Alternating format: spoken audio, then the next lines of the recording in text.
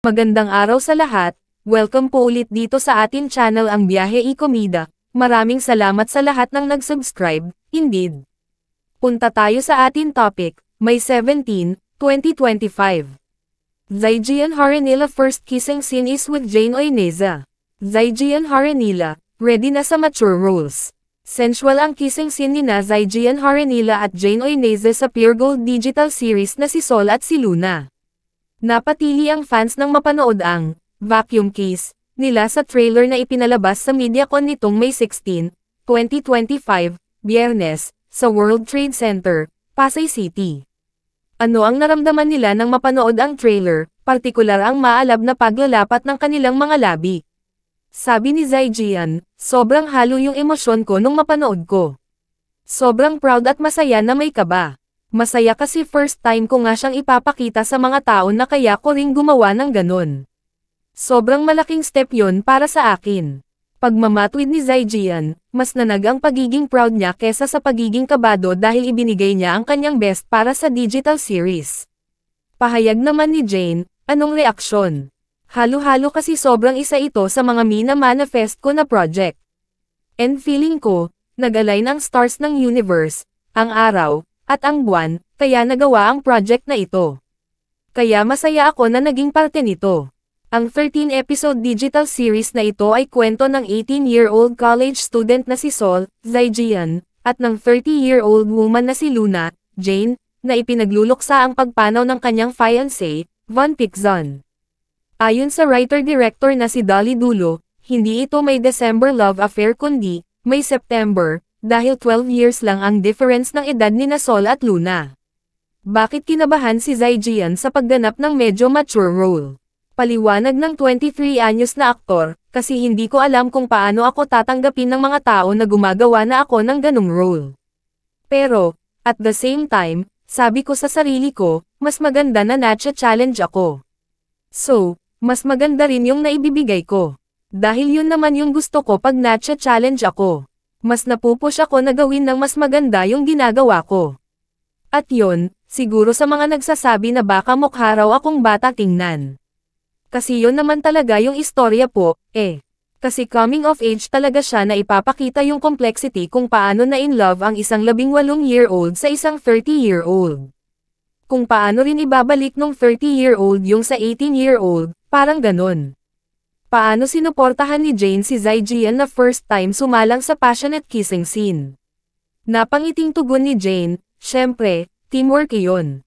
It takes two tatango. So, kailangan sa eksena, syempre kahit naman may nagawa akong ganun before, first time din namin yung gagawin na kami iyong nasa eksena.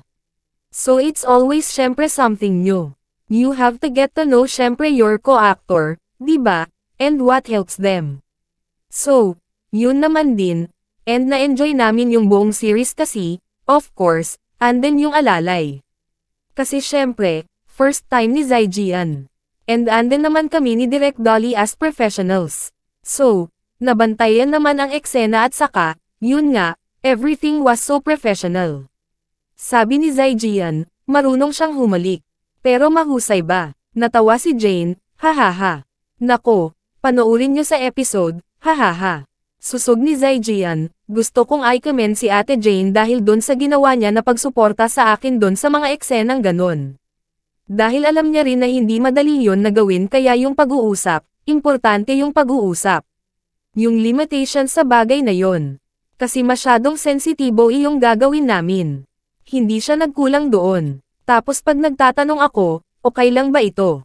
Okay lang ba ito? Ganyan. Sobrang ano lang po, yung kaba ko, mas more on sa akin, hindi sa kanya na baka hindi niya magustuhan. Mas akin talaga, no, ganun po. Pagsisiwalat ni Jane, nanlalamig noon ang kamay ni Zaijian.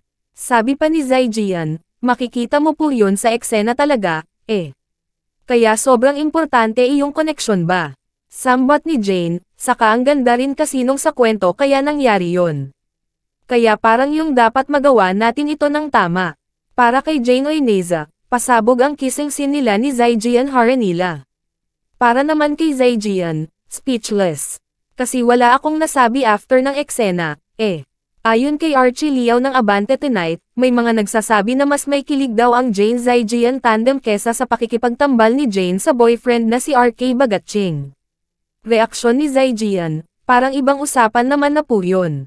Syempre respeto pa rin kay Kuya RK dahil in real life, partner niya si Sambat ni Jane, pero masaya naman sa part na at least, nakita ng tao si Sol at si Luna. So, siguro ganun sila, napapanood nila yung characters na na-merge na nila yung real life sa real life. Kinailangan bang magpaalam o mag-inform si Zijian kay RK na hahalikan niya ang girlfriend nito? Si Jane na ang sumagot, kasi syempre part ito ng trabaho natin. And yun nga, parang professional din naman kami. So, kung ano yung kailangan sa work, sa character, sa kwento, syempre yun ang work namin. Sabi ni Jane, napanood na ni RK ang trailer ng si Sol at si Luna, at nag-like daw ito. Nasa cast din ng digital series sina Joao Constancia, Karina Bautista, Polo Ravolay, Azil Del Amid, Lyle Viray, Jem Manicad, Marnie Lapez, Adrian Reyes, Cyril Navarro, China Crab, at Atasha Franco. Ang executive producers ay sina Chris Cahilig at Ivy Zaris Piedad. Ang unang episode ng si Sol at si Luna ay mapapanood sa May 31, Sabado, at 7 p.m., sa Pure Gold Channel sa YouTube. Ang mga susunod na episode ay matutunghayan every Saturday night thereafter. At yan ang atin latest Showbiz Chika update for today, huwag kalimutan mag-subscribe. Click the notification bell for more Showbiz Chika updates, like and share the video at suportahan po ang atin Facebook page. Maraming salamat sa lahat ng nag-subscribe, indeed. Magandang buhay sa lahat, adios.